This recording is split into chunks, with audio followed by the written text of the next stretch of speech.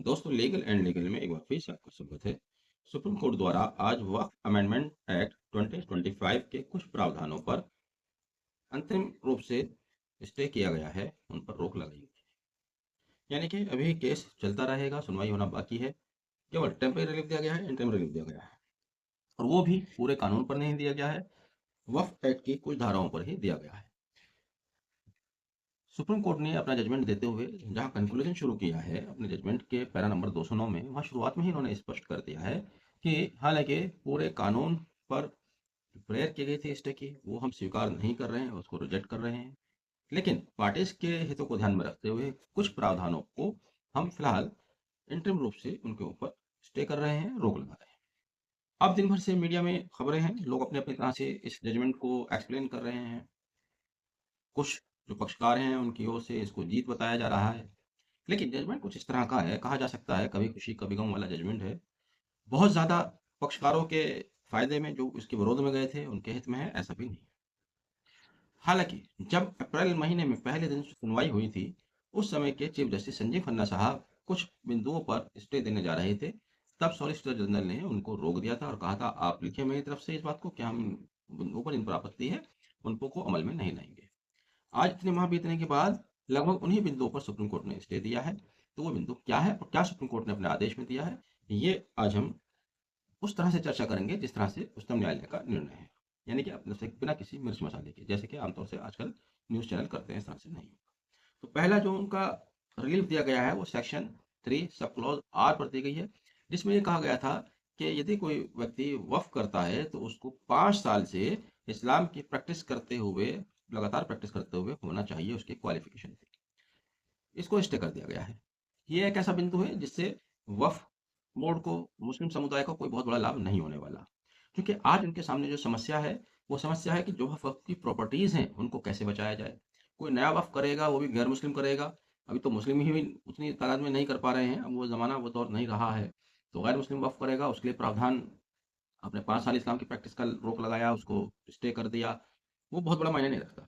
दूसरा जो रिलीफ दिया गया है ये एक इंपॉर्टेंट रिलीफ है, सिर्फ इस आदेश का लबोलुआब जो है वो इसको कहा जा सकता है। वो सेक्शन 3C सब क्लॉज 2। आपको अगर मेरा पहला वीडियो याद होगा जिस दिन ये बिल लाए थे, तभी मैंने उसमें जिक्र किया था कि आपको पूरे अमेंडमेंट में आगे जाने की जरूरत नहीं है, सारी फसाद की जड़ सेक्शन 3 में है। तो सुप्रीम कोर्ट के जो आदेश है सेक्शन 3 पर ही है। ये सेक्शन 3C सब क्लॉज 2 में कहा गया था कि यदि किसी प्रॉपर्टी के संबंध में कोई भी व्यक्ति एक दरखास्त दे देता है कि साहब ये वक्फ की संपत्ति सरकारी संपत्ति है, तो उसके वक्फ के स्टेटस उसी दिन से समाप्त हो जाएगा और डिस्ट्रिक्ट मजिस्ट्रेट उस पर एक इंक्वायरी करेगा। जब तक वो इंक्वायरी नहीं होती है तब तक वो संपत्ति वक्फ संपत्ति नहीं रहेगी और रेवेन्यू रिकॉर्ड में जो भी एसेंशियल चेंजेस होंगे वो मजिस्ट्रेट कर पाएगा। ये इंपॉर्टेंट स्टे सुप्रीम कोर्ट ने दिया है। बहुत खराब ये प्रोविजन था, इसको स्टे कर दिया गया है। साथ ही सुप्रीम कोर्ट ने तो ये भी कहा है कि सब क्लॉज 3 और 4 में जो डेजिग्नेटेड ऑफिसर इसकी इंक्वायरी करेगा, तब तक भी उसका स्टेटस वक्फ का रहेगा, उसमें वाकिफ के हित खत्म नहीं होंगे। साथ ही आगे इन्होंने जो तीसरा रिलीफ दिया है वो सेक्शन 3C में इसी से मुताल्लिक है कि जब सेक्शन 83 के तहत इंक्वायरी शुरू हो जाएगी, और इंक्वायरी को भी सुप्रीम कोर्ट ने कहा है कि मजिस्ट्रेट को राइट नहीं दिया जा सकता संपत्ति का टाइटल तय करने का। ये राइट ट्रिब्यूनल्स का होगा या बाद में आगे हाई कोर्ट जाएगा। तो थर्ड जो उन्होंने रिलीफ दिया है सुप्रीम कोर्ट ने, उसमें यही कहा है कि सेक्शन 83 के तहत जब तक इंक्वायरी चल रही है तब तक वाकिफ को उस संपत्ति से अलग नहीं किया जाएगा, बेदखल नहीं किया जाएगा, वक्फ का स्टेटस बरकरार रहेगा और रिवेन्यू रिकॉर्ड्स में भी किसी तरह के कोई चेंजेस नहीं किए जाएंगे और थर्ड पार्टी का इंटरेस्ट क्रिएट नहीं किया जाएगा। ये एक अच्छा सुप्रीम कोर्ट का निर्णय है। इसके अलावा जो चौथा उन्होंने कहा है वो वक्फ काउंसिल और स्टेट वक्फ बोर्ड को लेकर कहा है। उन्होंने कहा है कि वक्फ काउंसिल जो कि सेक्शन 9 में डिफाइन किया गया है, उसमें 22 सदस्य होंगे। उन 22 सदस्यों में से गैर मुस्लिम सदस्यों की तादाद मैक्सिमम 4 हो सकती है। साथ ही स्टेट वक्फ बोर्ड जिसमें सदस्यों की संख्या 14 होती है, उसमें गैर मुस्लिम सदस्यों की संख्या मैक्सिमम 3 हो सकती है।